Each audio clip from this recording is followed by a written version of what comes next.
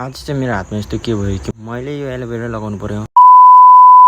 All right guys, आज चाहिँ म मिनी ब्लग बनाउन गइरहेको छु। यो मेरो फर्स्ट टाइम भएर होला, हल्का हल्का लजाइरहेको थिएँ, तर पनि मैले बनाउन कोसिस गरेँ। होप हजुरहरू सन्चै हुनुहुन्छ होला, म नि सन्चै छु। म चाहिँ यसो दाँत माचिरहेको बेला मेरो देन आइदिएर अनि म चाहिँ मुख धोएर चट्ट फ्रेस हुन लागेको थिएँ। अनि यसो आफूलाई हेरिरहेको त आफू त ह्यान्डसम जस्तो लागेको छु त साथीहरू। अनि यसो घरको काम गर भनेर झाडु लगाइरहेको थियो। झाडु लगाउँदाखेरि त यसो राम्रो आँगन हुन्छ भने थाहा पनि थिएन, तर पनि धेरै राम्रो देखिरहेको थियो। त्यतिखेर मेरो फुपा आएर मलाई के भन्छ कि घाँस काट्दै भनेर बाख्रालाई। अनि म चाहिँ रुखमा गएर चट्ट घाँस काटेँ।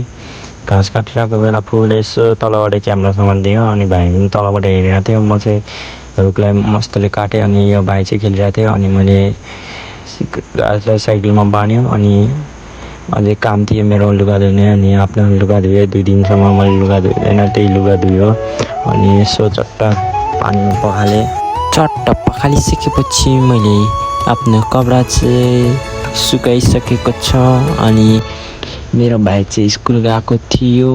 अनि मलाई बाजेले बोलाउनु भयो। अनि मलाई चिया बनाऊ भन्दाखेरि मेरो हात चाहिँ हल्का पोल्यो। अनि पोल्ने क्रममा अनि हामीले धारामा गएर एलोभेरा टिपिसकेपछि हातमा लगायो, दल्यो। अनि त्यतिखेर चाहिँ मेरो बहिनीले खरबुजा ल्याउनु भयो। अनि खरबुजा कटाइ भयो। अनि मेरो बाजेले यसो खरबुजालाई देखाउन थाले, स्टाइलहरू पोजहरू मार्न थाले टिकटक बनाऊ भनेर। अनि भाइहरूसँग मिलेर हामी खाएँ। आजको मिनी ब्लग यहीँसम्म।